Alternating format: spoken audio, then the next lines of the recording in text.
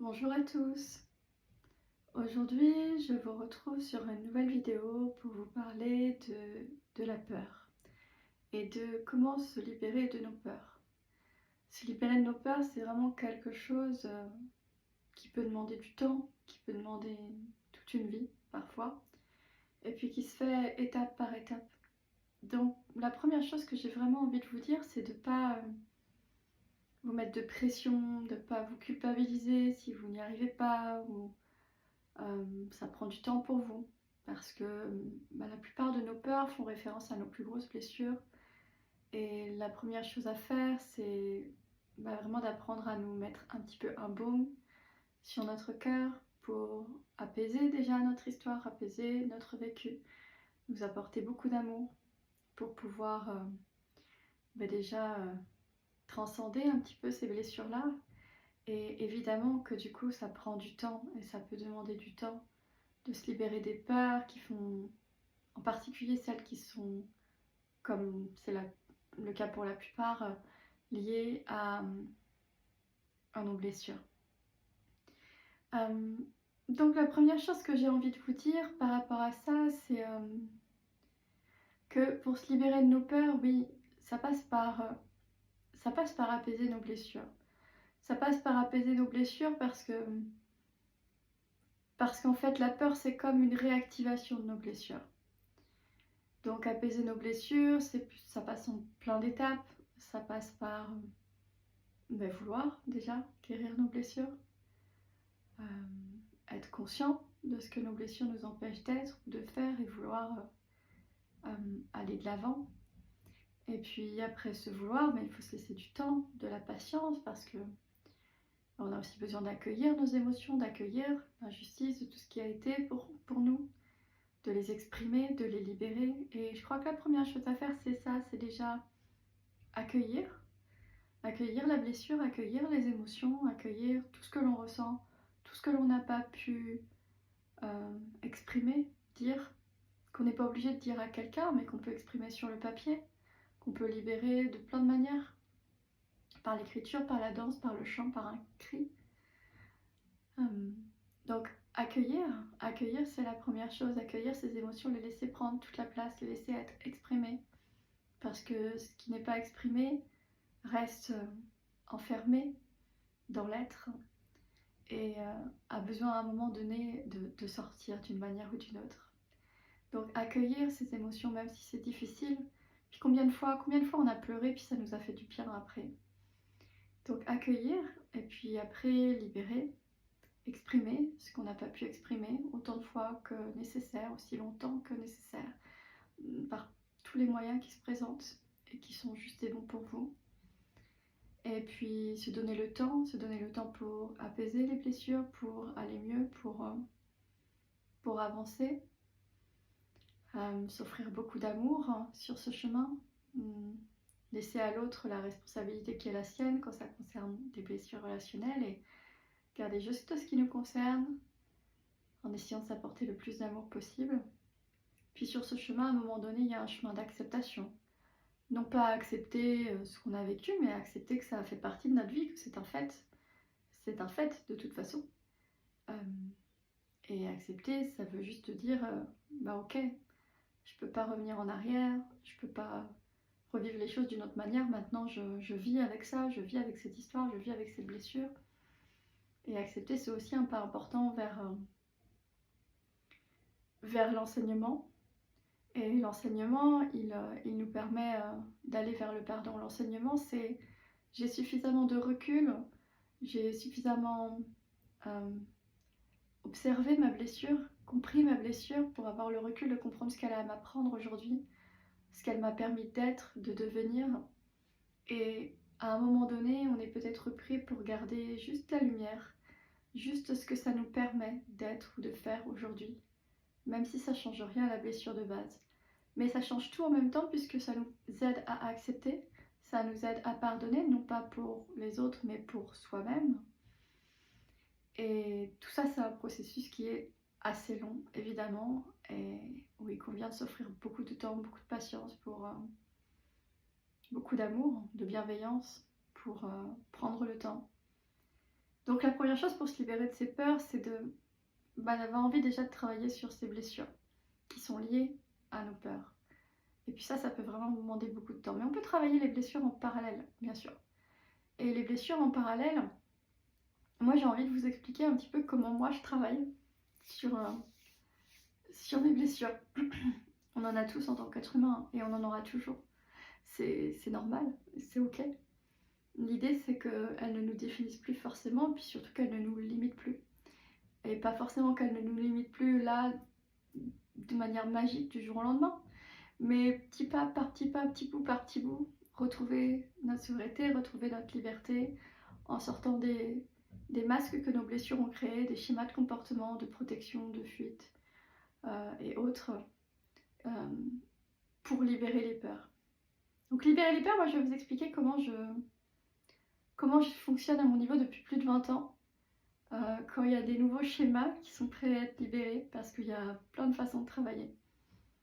Moi, mes peurs, personnellement, pour la plupart, il n'y a plus forcément de blessures ou d'affect derrière en termes de blessures. C'est-à-dire que les blessures sont acceptées, comprises en termes d'enseignement, pardonnées et m'ont permis de grandir déjà. Donc mes blessures à moi, là, aujourd'hui, enfin mes peurs à moi, pardon, celles que je travaille, elles sont plus dans le reconditionnement mental. Et c'est pour ça que je vais en venir ici aux étapes dont je vais vous parler, moi, sur comment je fonctionne sur la libération de mes peurs. Donc sur la libération des peurs, voilà comment j'ai toujours fonctionné ces 20 dernières années. Pour moi, ça a marché en tout cas, peut-être pour vous aussi. En tout cas, je peux vous dire que c'est efficace, ça c'est sûr. La première chose, c'est prendre conscience de ses peurs. Parce que si on n'est pas conscient des peurs que l'on a et de l'impact qu'elles ont dans notre vie, on n'aura pas spécifiquement besoin de les libérer, on ne prendra pas forcément cette décision-là. La décision amène de l'énergie, la décision amène le passage à l'action, amène le mouvement. Parce que sans prise de conscience, il n'y a pas de décision, sans décision, il n'y a pas de mouvement. Donc la première chose à faire pour moi souvent, c'est prendre conscience. Quelles peurs sont vraiment présentes aujourd'hui pour moi dans ma vie? De quelle manière elles me limitent? Est-ce qu'elles me limitent un peu, beaucoup? Qu'est-ce que ça m'empêche d'être ou de faire? Est-ce qu'elles sont réalistes ces peurs-là? À quelles blessures elles sont liées? Est-ce que c'est une projection de quelque chose qui n'existe pas? Par définition, c'est la définition de la peur. Ou est-ce que vraiment il y a quelque chose de concret là maintenant? Qu'est-ce que je peux faire pour transcender cette peur-là, etc., etc., etc. Toutes ces questions qui aident à prendre conscience de nos schémas de peur, de comment on réagit chaque jour par l'observation, par un état des lieux, par observer tous les jours, chaque fois qu'on a une émotion de peur, mais aussi une émotion de colère, de tristesse, d'injustice, parce que toutes ces émotions-là que l'on vit qui sont désagréables nous ramènent très souvent à des peurs derrière. Je suis en colère, pourquoi je suis en colère? Parce que je n'apprécie pas telle ou telle chose. Pourquoi je n'apprécie pas telle ou telle chose? Parce que moi, je suis comme ça, ou j'ai besoin de ça. Pourquoi j'ai besoin de ça? Parce que j'ai vécu ça, et que donc, etc. Et en fait, c'est intéressant de venir vraiment se poser ces questions et de déconstruire comme ça nos schémas. Pourquoi je suis triste? Pourquoi j'ai peur? Pourquoi je ressens une injustice? Pourquoi je suis en colère? Et d'aller rechercher nos blessures et éventuellement nos peurs qui sont derrière. Parce que là déjà on comprend que ça nous appartient complètement, que ça n'a rien à voir avec l'autre. Donc on peut laisser à l'autre la responsabilité qui est la sienne et s'occuper de la part qui nous incombe. Donc la prise de conscience de nos peurs et de comment elles nous influencent au quotidien, c'est vraiment pour moi la première étape. C'est pour ça que je vous ai partagé le workbook la semaine dernière, la liste de mes peurs. Je sais que ça a l'air de rien comme ça, ce workbook, mais en fait c'est vraiment une première étape pour faire le point. Et je connais des gens qui l'ont fait, qui sont des thérapeutes, qui ont l'habitude, qui se connaissent bien. Et puis ils m'ont dit, mais en fait je l'ai fait, et il y avait des peurs que j'avais pas réalisé leur importance dans ma vie. Donc ça vaut vraiment la peine de faire cet état des lieux, ne serait-ce que par observer comment vous réagissez au quotidien, et ou avec ce workbook aussi en complément. Donc si vous ne l'avez pas téléchargé, que ça vous intéresse, vous pouvez en faire la demande sur mon site, c'est pas trop tard. Donc ça c'est la première étape, prendre conscience, parce que la prise de conscience permet de se dire à un moment donné, j'ai envie que quelque chose change parce que ça me limite de telle manière et moi ça ne me convient pas parce que ça m'empêche d'être ou de faire telle ou telle chose. Ce qui nous amène à la deuxième étape. La deuxième étape, c'est décider. Décider. Qu'est-ce que j'ai envie de décider par rapport à ça? Qu'est-ce que je veux? Qu'est-ce que je ne veux plus? Vers quoi moi j'ai envie de me diriger par rapport à ça? Que peu importe que je sente que j'en sois capable ou pas, que je sache comment ou pas encore y aller. Mais décider. Parce que décider, c'est déjà amener un mouvement dans l'inconscient, dans la vie, même si on ne sait pas encore comment on va accompagner ce mouvement. Donc ça, c'est la deuxième étape, décider, prendre conscience, décider. Ensuite, moi, personnellement, dans ma vie, moi qui suis médium guérisseuse, je travaille sur en troisième étape sur l'aspect énergétique. L'aspect énergétique. Parce que, je vous l'ai expliqué il y a quelques jours sur ma page Facebook, je vous ai fait un article là-dessus sur les origines de la peur. La peur, elle trouve souvent, pas toujours, mais souvent ses origines dans nos blessures, nos expériences de vie. Au-delà des peurs qui sont normales de l'être humain, comme la peur de la mort, la peur de la maladie, etc. Quoiqu'elles peuvent aussi trouver lieu dans nos blessures, mais il y a aussi des peurs qui sont, on va dire, communes à tous les êtres humains. En dehors de ces peurs-là, je vous disais, voilà, les origines de la peur, elles trouvent souvent leur place dans notre histoire, dans notre vécu.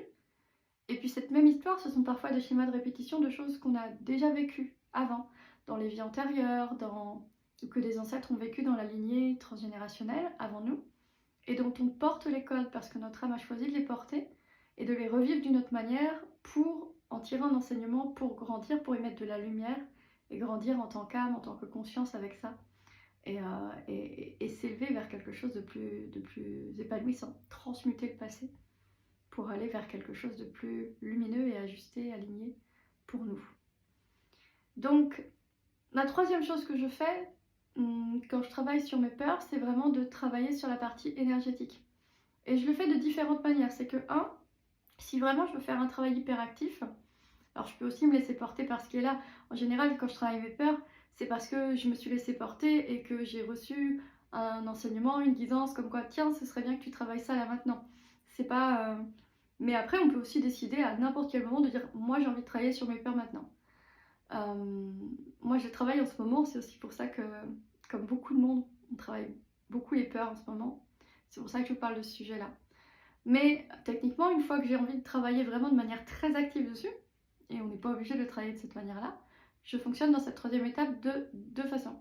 Sur la partie énergétique, c'est que je me fais une guidance pour voir avec mes guides et demander quelles sont toutes les origines des résistances que j'ai aujourd'hui en lien avec cette peur-là. Quelles sont toutes les origines? Qu'est-ce qu'il y a à libérer, guérir, nettoyer, dégager, apporter éventuellement d'une manière énergétique en soi pour faire un travail complet au niveau énergétique et vibratoire. Parce que si on fait déjà un travail de libération au niveau énergétique et vibratoire, mais moi je sais par expérience, en tout cas c'est ma vérité à moi, que ça va déjà ramener un mouvement. Parce que c'est comme si déjà on enlevait des poids et qu'on va pouvoir commencer à avancer, même si on n'est pas encore guéri de nos blessures, même si on est encore englué dans nos peurs. Donc c'est déjà ramener un mouvement, puis c'est quelque chose d'assez facile à faire. Donc moi je commence par là, puisque c'est le point de départ et c'est l'origine de nos peurs et de nos schémas répétitifs qui m'ont amené la peur. Donc je me fais une guidance, combien il y a de mémoires éventuellement transgénérationnelles en lien avec ce qui résiste aujourd'hui pour moi ici, combien il y a éventuellement de mémoires de vie antérieure, est-ce qu'il y a des mémoires d'incarnation, des mémoires in utero, des vœux, des serments, des pactes, voilà, est-ce que j'ai des libérations de mémoire à faire, est-ce que j'ai des nettoyages à faire, est-ce que j'ai des dégagements à faire, et je fais vraiment un état des lieux. Et pour vous donner une idée, je vais vous proposer quelque chose qui va peut-être vous aider. En soins énergétiques, pour faire un travail complet, je travaille sur tous ces plans-là, c'est-à-dire la libération, l'apaisement et ou guérison, le nettoyage, le dégagement et l'apport. Ça veut dire quoi? Libération, ça veut dire je libère les mémoires transgénérationnelles, des vies antérieures, in utero, d'incarnation, ouais, tout ça. Ensuite, je viens faire un travail pour apaiser ou guérir la blessure, c'est-à-dire là, moi, ce que j'ai revécu dans ma vie par rapport à ça, et qui peut-être a encore besoin d'être apaisé. Ensuite, je vais faire un travail de nettoyage sur tous les plans. Du corps physique, parce que la mémoire du corps garde tout ce qu'elle a vécu et toute la peur et toute la blessure dans le corps, dans la mémoire cellulaire. Donc, je vais faire un nettoyage du corps physique, mais un nettoyage aussi de tous les corps subtils qui sont ces couches et ces corps que l'on a autour de notre corps physique, de tous les chakras s'il y a besoin, du corps, du cœur, du mental, de l'inconscient, éventuellement de l'ADN, éventuellement des organes si certains ont été touchés plus que d'autres et nécessitent d'être purifiés d'un point de vue énergétique. Donc on peut travailler tout ça. On pourrait le travailler en termes de méridiens, ça dépend de l'approche qu'on a aussi. Donc je vais vraiment nettoyer corps, âme, mental, esprit, inconscient, ADN, le corps physique, les corps subtils, etc. Donc ça c'est pour la partie nettoyage. Donc je libère, j'apaise, je nettoie. Je dégage s'il y a des dégagements à faire en lien, seulement si j'ai reçu dans ma guidance qu'il y avait des dégagements à faire en lien. C'est-à-dire, est-ce qu'il y a des vœux, des serments, des pactes ou des encodages ou d'autres types de dégagements à faire en lien avec ma peur aujourd'hui. Et puis je viens apporter les énergies nécessaires en fait. Est-ce que demander à mes guides, est-ce que j'ai besoin d'énergie en plus qui ne sont pas des choses qu'on enlève mais qu'on vient apporter pour aider aussi ici à traverser mes peurs. Et après je vais travailler vraiment sur l'ensemble, sur toutes les libérations, tous les apaisements de blessures éventuelles, tous les nettoyages, de toutes les manières qu'il est juste de le faire une fois que j'ai reçu la guidance, tous les dégagements éventuels, tous les apports éventuels. Et je vais faire un ou plusieurs soins complets pour venir vraiment libérer toute la partie principale énergétique, vibratoire, de manière à déjà ramener un mouvement et que je n'ai plus qu'à me saisir de ce mouvement-là. Parce que l'idée de la peur, c'est que souvent c'est des schémas de comportement, des schémas mentaux où on est englué dans nos habitudes et des fois on les voit même pas parce qu'on a nos œillères dans nos schémas de comportement. Et puis quelquefois on les voit mais on n'est pas forcément en mesure d'agir dessus parce que c'est tellement un automatisme, c'est tellement ancré en nous que c'est plus fort que nous en fait, on n'arrive pas à faire autrement. Donc déjà si on ramène du mouvement ici, en fait il n'y aura plus qu'à se saisir de ce mouvement-là et ce sera un peu plus facile d'avancer là où avant on était bloqué et de le faire un petit peu plus en conscience. Donc ça c'est la troisième étape. Donc je rappelle, dans la première étape, la prise de conscience, la deuxième décider, la troisième la partie énergétique avec une guidance et les soins énergétiques qui vont avec, comme ça on libère toutes les origines pour déjà ramener un mouvement qui me facilite un petit peu. C'est comme une ressource en fait, ça vient faciliter un peu le boulot, même si techniquement on pourrait le faire autrement. Mais ça vient amener un coup de boost supplémentaire, on va dire, pour avancer plus vite et c'est non négligeable en termes de coup de boost, ça c'est clair. Ensuite, on en arrive à la quatrième étape. Parce que on a pris conscience, décidé, libéré, apaisé, nettoyé d'un point de vue énergétique tout ce qu'on pouvait. Ça va ramener un mouvement. Mais c'est le moment de se saisir de ce mouvement-là parce qu'on est d'abord et avant tout notre propre guérisseur. Personne ne peut mettre dans la matière à notre place. Et il n'y a qu'en mettant dans la matière de nouvelles façons d'être, de ressentir, de vivre les choses qu'on peut transmuter définitivement nos peurs. Donc ça nécessite par le passage d'une reprogrammation mentale. On a déprogrammé d'un point de vue énergétique et on continue de déprogrammer mais par la mise en action. Ça c'est la quatrième étape. La quatrième étape. La reprogrammation. La reprogrammation, ça vise à quand si on s'en sent capable et si on a l'énergie de le faire, à aller chercher des outils, des techniques, des ressources qui vont nous aider à être plus conscient de notre peur au quotidien, être plus observateur pour pouvoir voir quand elle se manifeste. Et si on peut voir quand elle se manifeste, on peut choisir de réagir autrement. Et plus on va apprendre à réagir autrement au moment où elle se manifeste, plus on va répéter cette technique-là, plus on va pouvoir reprogrammer notre cerveau. Ça, c'est quelque chose que j'ai vraiment fait plusieurs fois dans ma vie, puis sur des choses vraiment importantes. C'est comme ça quand j'avais 23-24 ans que je suis sortie de la dépendance affective. C'est comme ça aussi au même âge que j'ai appris à sortir de l'influence que pouvaient avoir les critiques des autres sur moi. Donc j'ai vraiment travaillé des trucs très très lourds, des peurs très très lourdes qui étaient en lien avec tout ça. Et que j'ai fait de cette manière-là. Donc je sais que ça fonctionne. Notre cerveau, c'est comme un disque dur, c'est comme un PC. Parfois, il faut juste apprendre à le reprogrammer. Mais pour reprogrammer des choses qui sont encodées depuis très longtemps, ça nécessite de remettre en place des nouveaux programmes en fait.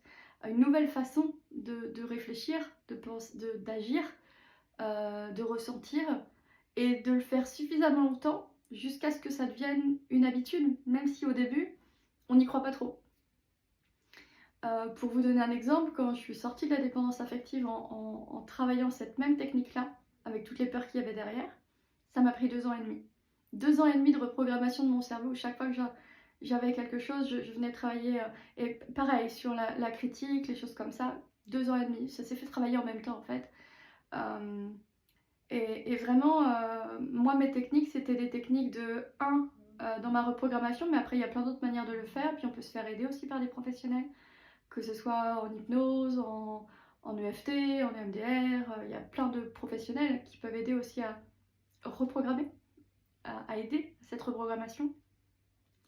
Moi je l'ai fait par moi-même à ce moment-là, et ce que je faisais c'est que, vu que je connaissais ma peur et que je savais qu'elle était une projection, que je l'avais déjà accueillie, que j'avais déjà pris conscience, apaisé mes blessures, ou tout du moins commencé à l'apaiser, libérer quand j'ai commencé il y a des années, j'avais plus besoin d'écouter la peur dans les émotions qu'elle me générait, puisque je savais que c'était une projection. Donc à ce moment-là, une fois que j'avais accueilli bien sûr et que j'avais compris, je décidais de dire ok, non, là quand la peur elle se réveille à un moment T, parce qu'on peut avoir des peurs mais qui ne sont pas activées tous les jours parce qu'elles sont activées par des événements extérieurs. Donc quand c'était activé par des éléments extérieurs, je me disais non, non, non, non, non, non, non, je laisse pas cette émotion de peur, ou toutes les émotions qui sont en lien avec la peur, qui peuvent être la colère, l'injustice, la tristesse, mais derrière il y a des peurs. Je ne laisse pas cette émotion prendre le pas, je ne la laisse pas s'enraciner, sinon c'est mort, je vais être Calimero pendant des heures, toute la journée, toute la semaine, et je vais pas m'en sortir quoi. Donc je la connais, je l'ai déjà accueillie, je suis déjà en train de travailler dessus à un autre niveau sur la blessure, non, je la laisse pas cette émotion-là s'enraciner, parce que je sais d'où elle vient, je sais que c'est pas une réalité, et j'ai déjà déconstruit tout ça par les prises de conscience. Donc quand elle arrive, c'est non, non, non, non, non. Je m'affirme, je ne la laisse pas s'enraciner. Je ne la laisse pas s'enraciner. Moi, je travaillais avec un mantra.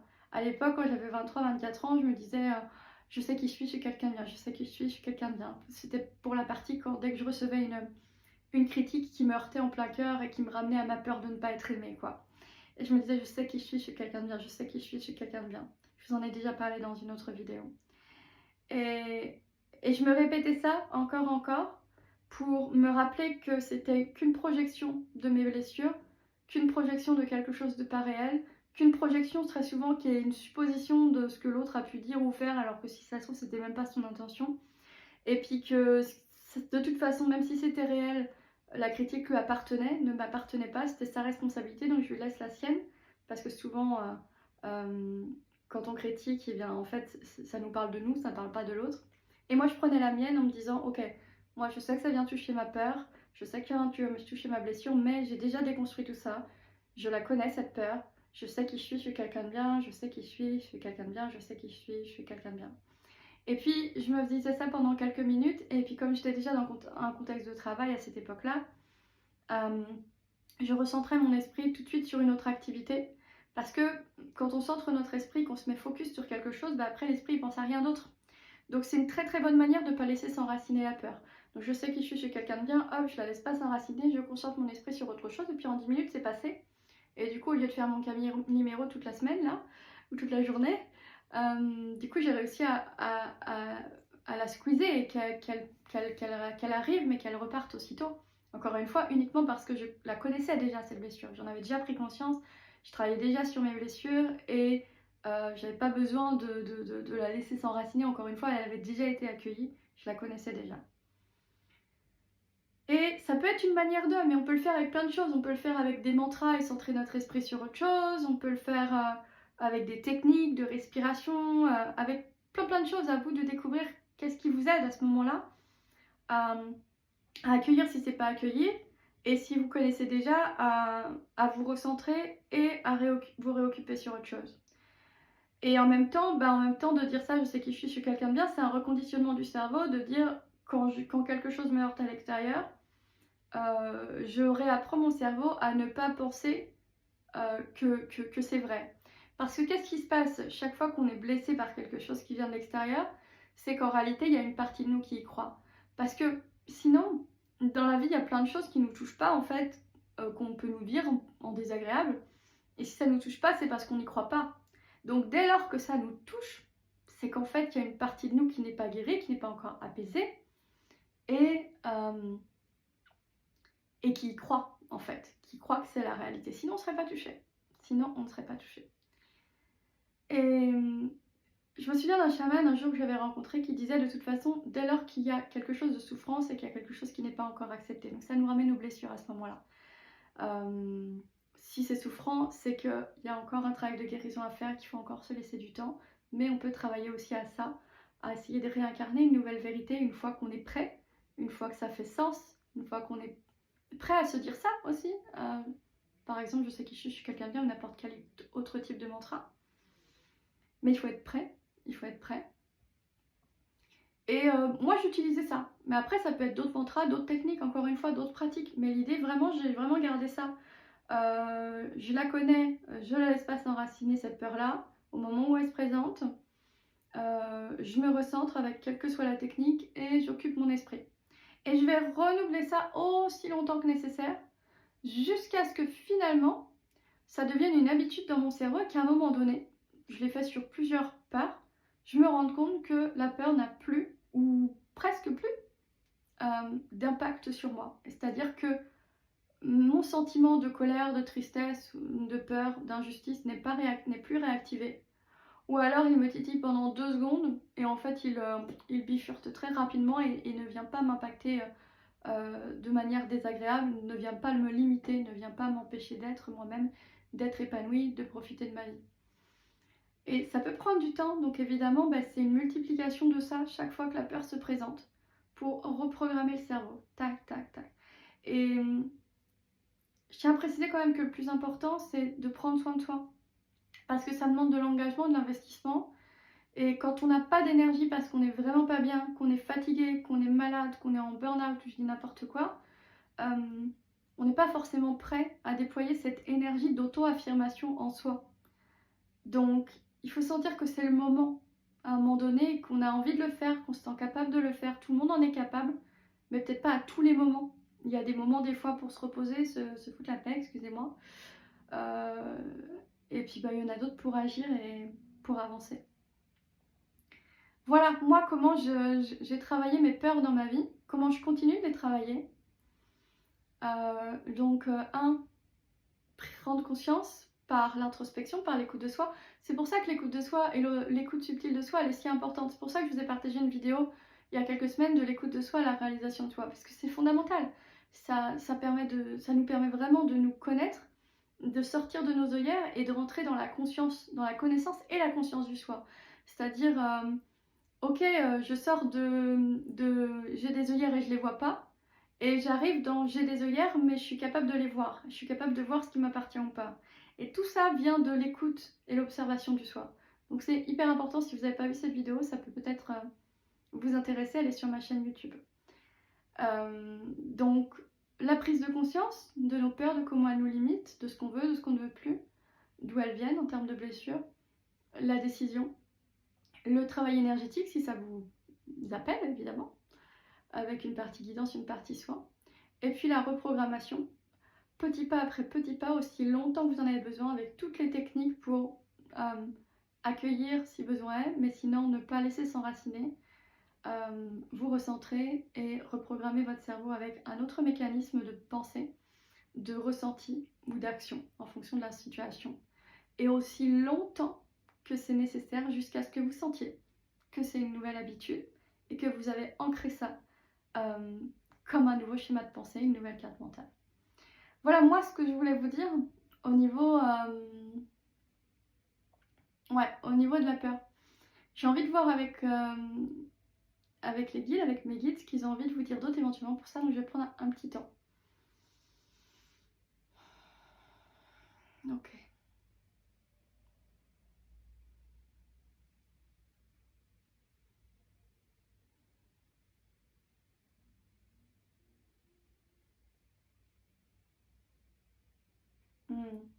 Ils me disent déjà une chose, ils me disent c'est super ce que tu partages, c'est vraiment intéressant, par contre dis bien aux gens que c'est pas un carré, c'est pas un cadre. C'est-à-dire, il n'y a pas qu'une façon de faire, il y a des milliers et millions de façons de faire.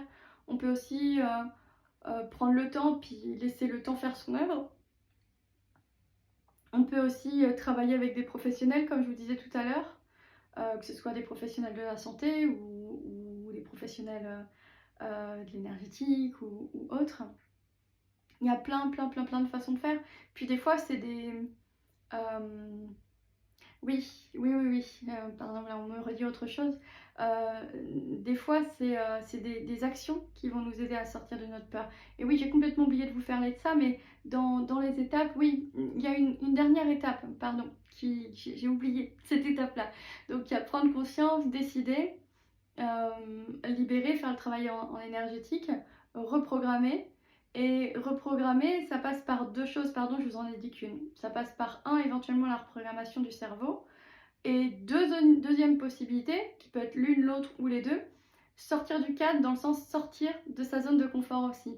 S'autoriser à faire des choses qui vont être à l'encontre de ce qu'on aurait fait normalement parce que ça nous aurait fait peur, ça aurait réactivé notre peur. Comme par exemple si on a peur de s'exposer, de se montrer, et ben on fait exprès d'aller se montrer, mais on fait un petit pas, quelque chose qui est prêt. On n'est pas obligé de faire le high level tout de suite, le gros truc.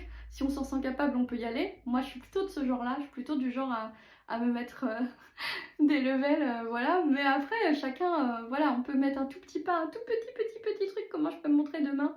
Comment je peux dépasser ma peur par un tout petit pas? Ça aussi, je vous en parlais dans le workbook, il me semble. Et sortir de sa zone de confort et aller oser, non pas affronter sa peur, parce que c'est pas un combat, c'est au contraire un lâcher prise, mais vivre autre chose par la mise en matière, par l'action directement. J'ai peur de m'exposer, ben, comment je peux m'exposer par un tout petit pas demain? J'ai peur de ne pas être aimée parce que j'ai pas confiance en moi dans les relations. Comment je peux ouvrir un tout petit pas vers l'autre et voir si vraiment j'ai des raisons de ne pas avoir confiance? J'ai peur d'être rejetée parce que je ne m'apprécie pas de corps. Comment est-ce que je peux essayer de me montrer un peu plus de corps pour voir qu'en fait ça se passe très bien la plupart du temps, etc., etc. Ce ne sont que des exemples bien sûr et peut-être qu'ils ne vont pas vous convenir à vous. C'est vraiment pour vous montrer un miroir plutôt de ce que je vous explique là. Mais quel petit pas ou grand pas, selon comment vous êtes prêts, vous pouvez faire pour sortir de votre zone de confort et aller entre guillemets, indirectement confronter cette peur en osant aller faire quelque chose qui va la déconstruire en vous prouvant par le résultat que bah ouais en fait je l'ai fait et puis ça s'est bien passé.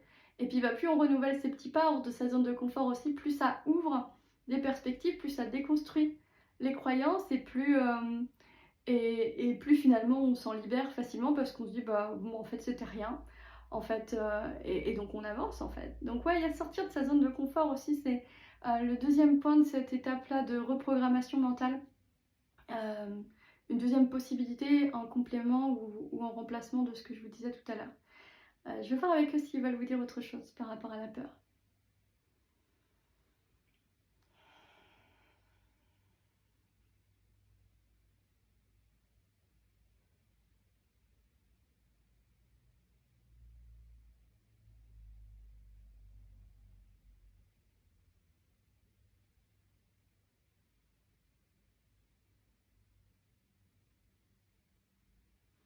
Ouais, ils abordent aussi le fait de l'importance de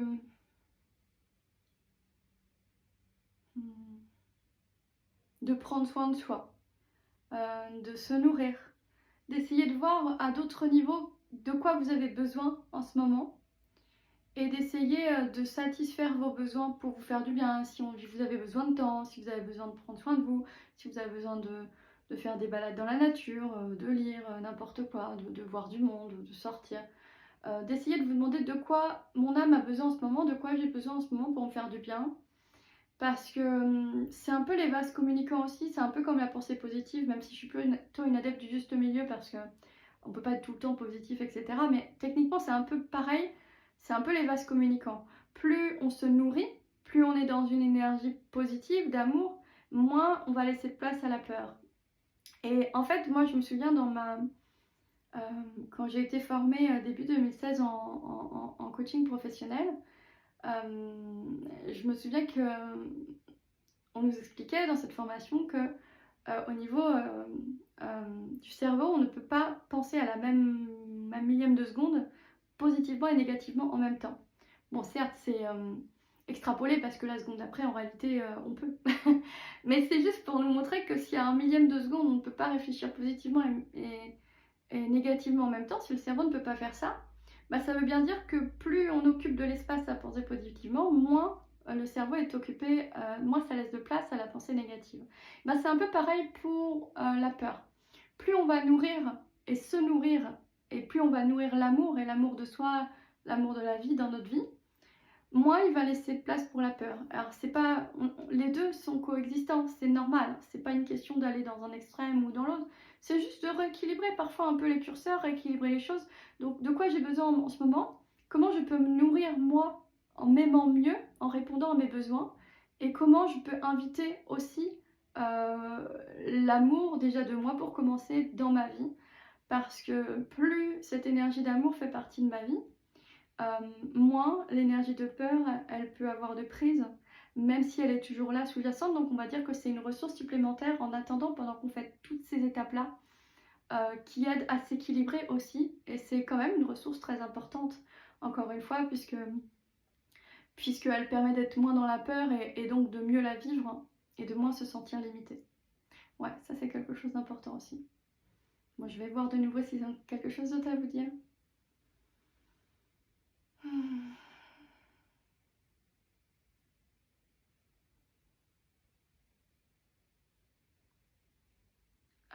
Je vais vous dire les mots que j'entends. Il me dit reste confiant, restez confiant, ayez la foi. Libérer ses peurs, ça peut prendre du temps. C'est le chemin qui peut prendre parfois toute une vie, qui va se faire couche après couche, pas après pas. Mais ce qui importe, c'est pas la destination, c'est le chemin. C'est de s'éveiller et grandir vers plus d'amour de soi et de la vie, petit bout par petit bout au fil du temps. C'est pas une injonction, une obligation, une case qu'on coche. C'est un chemin. C'est un chemin vers plus de liberté, c'est un chemin vers plus d'amour, c'est un chemin vers plus de lumière.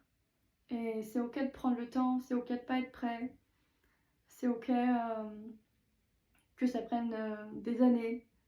Ce qui compte, c'est que chacun aille à son rythme et vienne ramener un petit peu de cette lumière dans sa vie quand il est prêt au fur et à mesure du temps.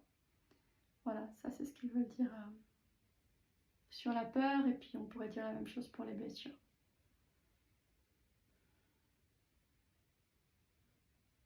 Faites-vous confiance, ils redisent faites-vous confiance. Vous êtes capable de vous libérer de vos peurs. Vous êtes capable de tellement plus que ce que vous croyez. Parfois vous vous enfermez en pensant que vous n'y arriverez jamais. Mais le simple fait de penser que vous n'y arriverez jamais vous enferme. Et si vous vous autorisiez à penser, bah bien sûr que je suis capable, bien sûr que je peux retrouver la lumière, bien sûr que je peux retrouver la vie et sortir de la survie. Bien sûr que je peux être dans plus d'amour et moins de peur. Bien sûr que je peux, la question c'est pas de savoir comment je peux y aller, c'est pas de savoir si je peux y aller. Parce que c'est sûr, c'est comment je peux y aller, comment je peux aller dans cette direction. Et bien sûr que vous êtes capable, donc faites-vous confiance.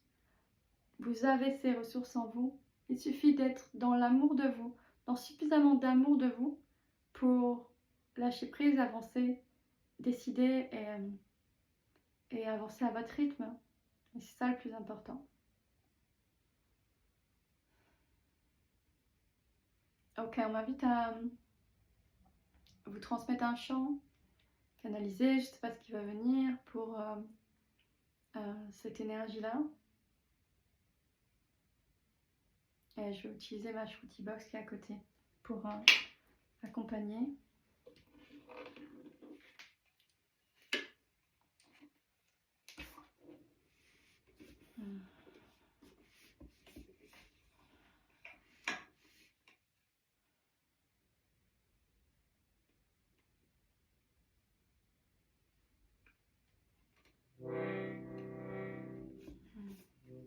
Ok, je vous invite éventuellement à fermer les yeux, à prendre une grande inspiration. Et à l'expiration à venir, tout doucement, relâchez, posez l'intention de relâcher tout ce dont vous n'avez plus besoin, toutes vos peurs, vos peines. Puis relâchez votre corps et vos muscles aussi. On va prendre encore une grande inspiration. Et à l'expiration, relâchez tout ce que vous ne voulez plus dans votre vie.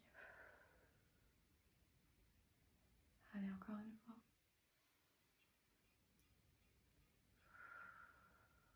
Je vous invite intérieurement, avant ce petit soin chanté, à venir poser une intention intérieurement. Tout ce qui est juste et bon pour vous, ça peut être merci pour la guérison, merci pour la libération de mes peurs, merci pour l'apaisement, pour la sérénité. Tout ce qui te semble juste et bon pour toi maintenant. Et ensuite, à simplement te laisser porter par ce que je vais te proposer.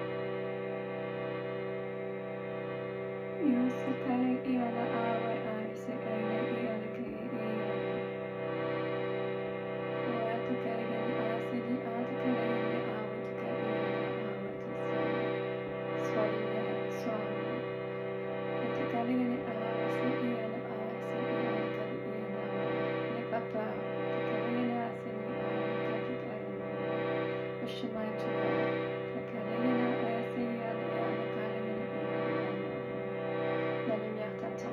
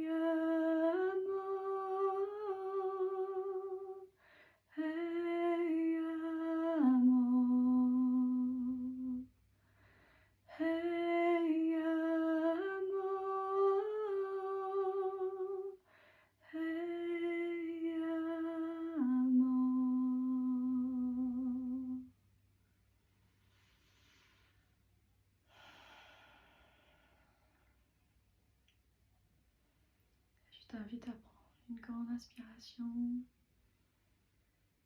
et à sentir vibrer la paix, le calme, l'amour en toi. À prendre quelques instants pour laisser cette énergie vraiment s'insuffler, s'immiscer, prendre plus de place encore et encore, jusqu'à ce que tu sens ce calme en toi, ce calme serein qui apaise, qui t'apporte la sérénité de l'esprit. Dans ces moments, parfois, où tu peux être dans la peur, ça peut aussi être un chant qui peut t'aider à retrouver la sérénité.